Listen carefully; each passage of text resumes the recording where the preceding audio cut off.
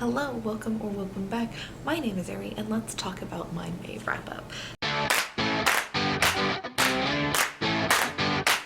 So first things first, let's do the numbers real quick.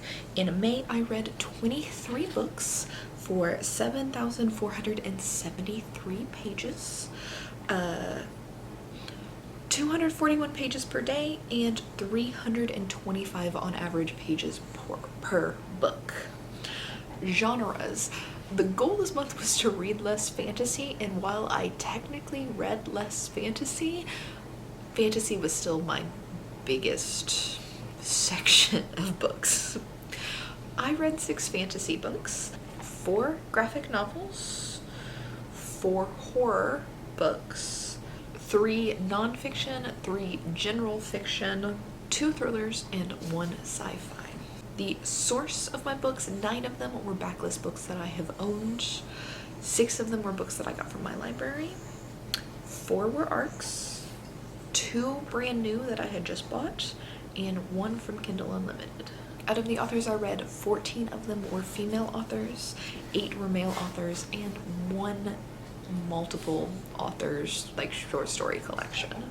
I did the demographic, 20 of them were adult books and 3 of them were young adult books. Format, 14 of them were physical books, 7 were ebooks, and 2 audiobooks. 13 of them were new to me authors that I've never read from before, and 10 of them were repeat authors, where they're authors that I have read other books by that author. Star ratings, I had 2 5-star books. Doing good. One of them was a reread. It's only 1 new 5-star, but still 2 5 stars. 8 4 stars, 10 3 stars, 3 2 stars, no 1 stars, and no official DNFs. I did not finish 2 books and decide not to read 1 book, but I didn't officially DNF anything. Hello, popping in real quick, interrupting here. As you may know, I recorded my TBR for June really early in the month, and I hadn't really completed all of the books that I was going to read, and I wasn't sure if I was going to get them done, so I'm going to insert that information in here. I'm going to talk about the books and just name the books, but anything I did read, I talked about later in this video already. It was earlier for me, but later for you. So we're just going to run through them really quick. First prompt was a classic, and I needed to read A Custom of the Country. I got through most of that, but I haven't finished it yet. I am just going to roll it over into June. So not done, but started, and started with the intent to finish is my goal for Dungeon of Books. So that one's fine. Way Backlist was A Good Marriage. I did finish that. Standalone was The Vegetarian. I did finish that. New to me author was The Unlikely Adventures of the Shergill Sisters. I barely started it, and I have no intention of reading it in June. So for this one, I am going to pull a book from Jar of Doom to read in June. So let's do that really quick. This is my Jar of Doom. In this jar are all of the books that I bought last year or earlier that are still on my own TBR shelf that I haven't read. I was gonna pull off camera, but then I realized, hey, hold this up. I want this one. Let's figure out if I like myself or dislike myself this month. There's 2 here. We're gonna go with this one. Okay. I don't think I like myself. So this is The Perishing by Natasha Dion. Alright, The Perishing is a book of the month book. I don't really know what it's about, but this is the lowest rated book on my TBR. So, is this gonna be a DNF? I don't know. I did read the first chapter and didn't dislike it, but it is the lowest rated book on my TBR. So, we'll see. Who knows? Finishing everything out, my page 1 book was a People's History of Heaven, which I read. The audio was A Mermaid from Jeju, which I read, and the series was Mistborn Volume 2, which I did read. So just the one Jar of Doom and the one rollover, and we are good for June. Now let's actually get into the wrap up for May. Since I read so many books this month, what I'm going to do is mostly redirect you to other videos to give a full review, but I'm going to tell you what the book is about, tell you my star ratings, and then I'm going to divide everything into the other video that you can get more information from. So the first video I am going to redirect you to is the last video that went up, and that is my Asian readathon recap, where I read 7 books this month by Asian authors. First, we've got A People's History of Heaven. I gave this one 4 stars. It is about a slum in India, and you know, these girls are trying to get an education, but the government is trying to destroy their home. Next up, Siren Queen by Nihi Vo. This follows an Asian American woman who is trying to become a famous Hollywood actress in the golden age of Hollywood, and she kind of makes a deal with the devil to do it. This one I gave 4 stars as well. Next up is Monstrous Volume 2. This is the 2nd volume in the Monstrous series. This is like a post-war, but no one's really happy with each other, and our main character is trying to like figure out what her mother has done to her, because her mother has done something to her and then died. But yeah, this one's a little bit confusing. I still gave this 4 stars because I really like it and the artwork's pretty. Next up is Crying in H Mart. This one's a memoir about Michelle Zauner, who's the author. Her mother died of cancer, and this is kind of like the memoir of her taking care of her mother while she's dying of cancer, and kind of like reflecting back on their life and their shared memories. I gave this 3 stars just because I couldn't really relate to anything in the book, and I don't know who Ms. Michelle Zauner is. I don't follow her band or anything like that, so I was just reading this because of the Goodreads Choice Awards. I would definitely only look into this if you want more of like an Asian American immigrant experience, like firsthand, or if you're a fan of Japanese breakfast. Next up, I read The Vegetarian by Han Kang. I gave this 2 stars.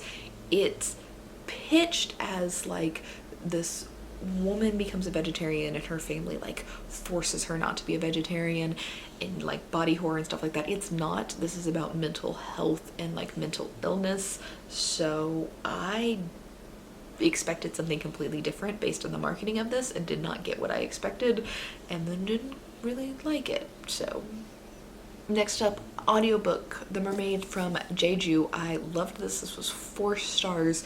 Historical fiction about post-World War II Korea.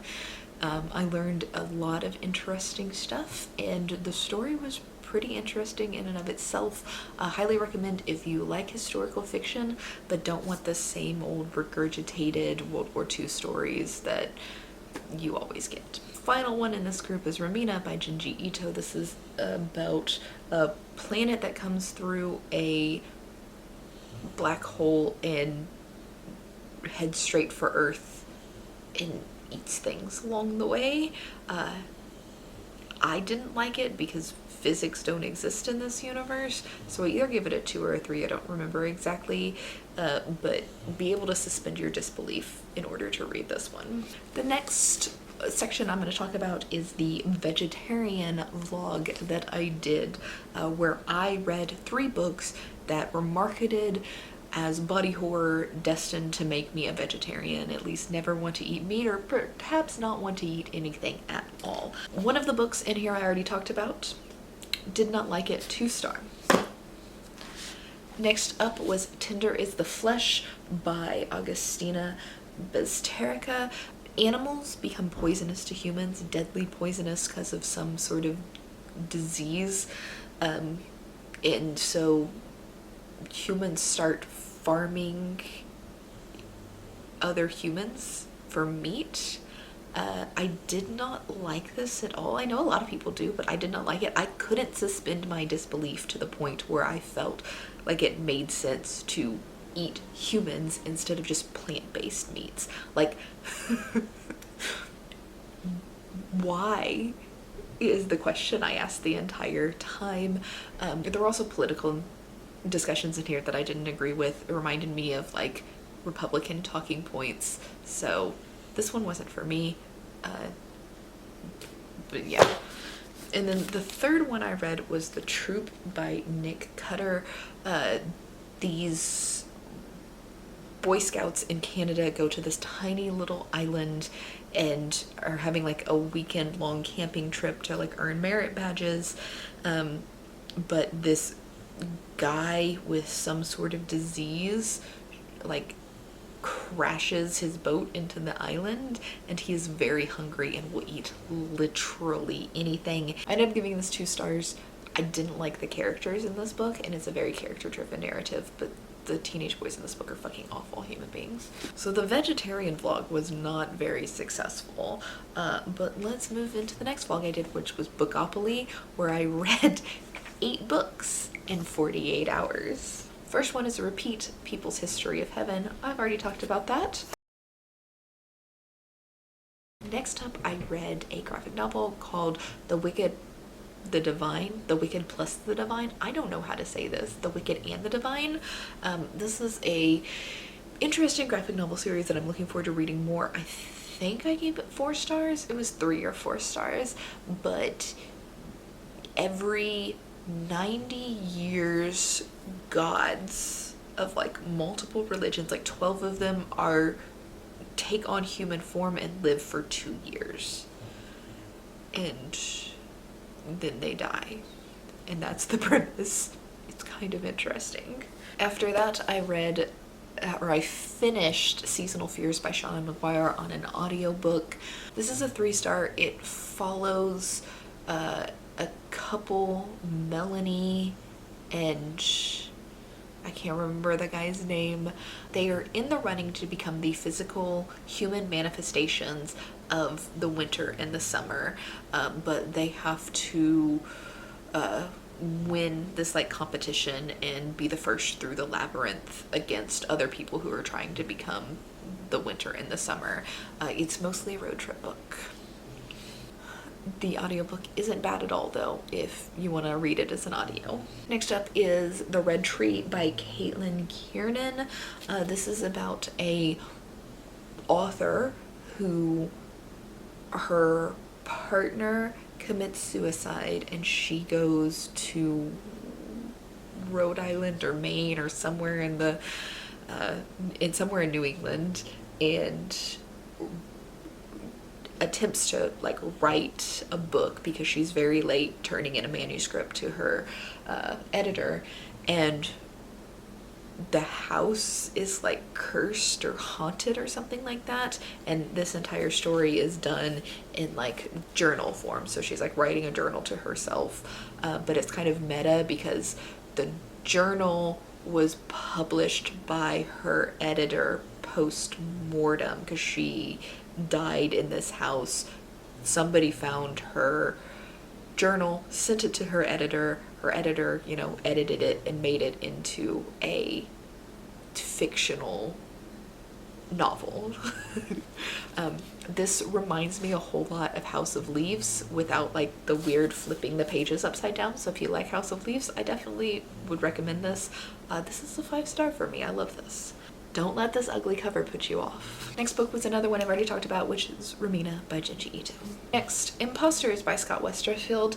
This is a young adult dystopian series set in his Uglies universe, so I would definitely recommend reading the Uglies series. It's 4 books before jumping into this because you won't understand what's going on at all if you don't. But I really liked the Uglies. It was one of my favorite series in my like early 20s. So I read this. This is a 3-star. It's not as good as Uglies, but it's kind of fun to revisit the universe. Next up, another one I've already talked about, Monstrous Volume 2. And the final book that I read for this was They Never Learn. This is a dual perspective thriller about a female professor who is also a serial killer, and she kills all of the scummy rapist men on campus, usually about one guy a year who's been abusive or sexually assaults women, different things like that. She just picks one guy on campus, kills him every year, and she's been doing this for a long time.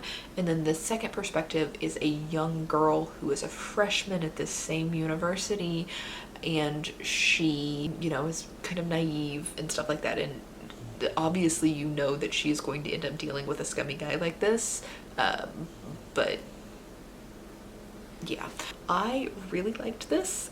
It was fun, it was ridiculous, and I obviously don't encourage women to go out and be serial killers and kill scummy men, but it was kind of fun to read. If it sounds like your jam, then I recommend it, because I had fun. But if you're gonna get offended by it and be like, well, you just can't kill men, well then don't read it. The last video I'm going to redirect you to is my Read Your Haul video, where I read 2 books. One of them was A Good Marriage by Kimberly McCreight. This one is about a woman who is a lawyer, and she gets a phone call from like one of her friends from law school, like this guy, and he is in jail in Rikers, and he has been accused of murdering his wife. And he's like begging her, like, represent me, you're the only person I trust to get me out of this situation, I swear I didn't kill her, blah blah blah. So this is from her perspective, and then like a flashback perspective of his wife is like the alternate perspective. I don't like domestic thrillers, so I didn't really enjoy this book, but I think if you like domestic thrillers, you might. I ended up giving it 2 or 3 stars, probably 3, because I wasn't like offended by it, I just didn't care. The other book I read in this video was Scions of Shannara. This is the first book in the Legends of Shannara series, I think. This follows like 1,000 years, maybe 100 years, 1,000 years. This happens 500 to 1,000 years after the events of the Wish Song of Shannara, and it's basically like the same recycled story. The Shannara heir needs to go on a quest to save the world from the evil demons. This time you've got 3 Shannara heirs, and each of them have different separate quests, which we will follow in like the next 3 books. So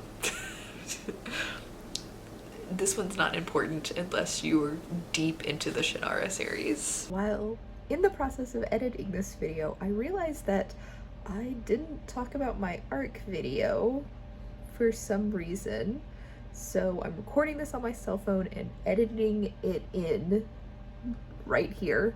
Hi, interrupting me again. 2 of them I had already talked about earlier, which are Seasonal Fears by Seanan McGuire and Siren Queen by Nikki Vo. But the other 2 I failed to mention were Dark Stars, which is a short story collection edited by John Taff. And this is just like a short story horror collection of like the big names in horror right now. I didn't find any horror novels in this that I liked, but it's just not my taste in horror. But there's like a bunch of big names. If you like short story horror, you'll probably like this. Or if you're looking to read a short story by some popular authors just to see if you vibe with their, you know, writing style, this is probably a good choice for you. The other one was Misrule by Heather Walter. This is the sequel to Malice, which I read for Goodreads Choice last year, and I didn't like Malice at all. But it's basically a Sleeping Beauty retelling from the perspective of Alice or Maleficent, if you're familiar with the Disney movie only. And it's a sapphic love story as well as a bad guy perspective retelling. Misrule was so much better than Malice. So if you read Malice and didn't really like it, I actually recommend picking up Misrule. If you read Malice and liked it, then Misrule is going to be even better. But if you haven't read Malice, I don't know that I'd recommend that you read Malice just to pick up Misrule. 4 stars. Back to our regular scheduled video. Alright, from there, let's talk about the books that were not part of any video that I have read, and I will spend a little bit longer on these probably. The first one was How Y'all Doin' by Leslie Jordan.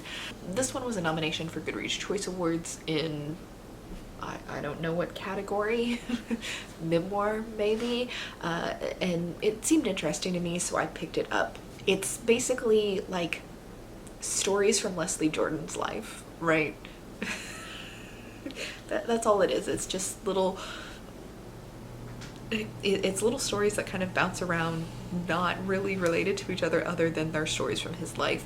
If you've ever met an old person who just out of nowhere starts telling some random story, that's what this book is in book form.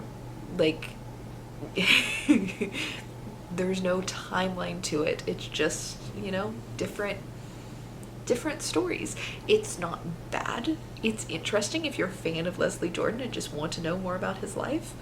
I don't not recommend this, but there wasn't like a really flow of a book, if that makes sense. It was fine. I gave it 3 stars. I don't know really what else to say about it. Next up, I read Cultish by Amanda Montell. This is another Goodreads book. Basically, what I did this month was go through the Goodreads Choice Awards and like request all of the nonfiction Goodread books from my library, and when they came in, I read them. This one I liked a lot, and my boyfriend was really interested in it, so I went back and bought it after reading it from the library. This is basically like why cults happen. Like, you have like actual cults and then like a cult following, and just like the language around being a huge fan of something where it becomes your entire personality, and how certain people can inspire others to join cults, and what kind of person might join a cult, and then the idea that cults aren't just like mega churches who kill each other. You have like a cultish following to things like Peloton and stuff like that. It's really interesting, so I like really recommend this. Also, her writing is really good, and it doesn't feel like a nonfiction. It's not boring, and you don't have to like trudge through it or anything like that. So I enjoyed this one. You may enjoy it too. I think I gave it 4 stars. Then I read Mistborn by Brandon Sanderson. I'm gonna have an entire vlog come out about that soon, so I'm not really gonna talk about it here. 5 stars. I love Mistborn. The vlog is going to be like non-spoiler in the beginning, and then we're gonna get into spoilers if you've read it.